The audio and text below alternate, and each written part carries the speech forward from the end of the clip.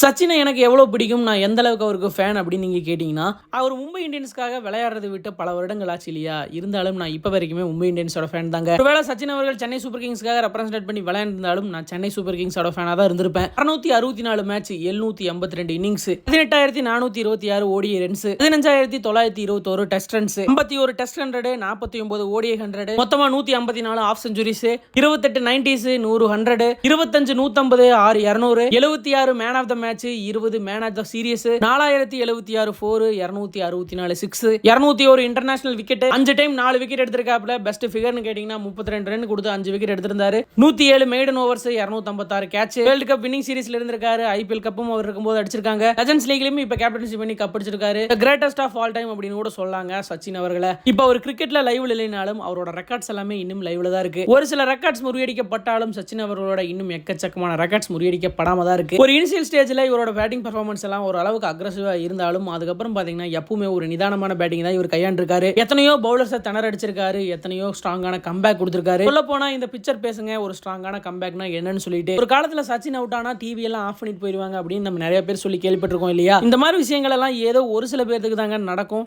அப்படி நடந்து நான் சின்ன வயசுல இருந்து ரொம்ப ரொம்ப இன்ஸ்பயர் ஆகி பார்த்த ஒரு பிளேயர் சச்சின் அவர்களுங்க. அப்படிப்பட்ட எனக்கு ரொம்ப பிடிச்ச சச்சின் அவர்களுக்கு இன்னைக்கு பிறந்த நாளுங்க. Happy birthday Sachin sir. இந்த வீடியோ பார்க்குற நீங்களும் சச்சின் அவர்களுக்கு ஒரு வாழ்த்துக்கள் கமெண்ட் பாக்ஸ்ல சொல்லிருங்க.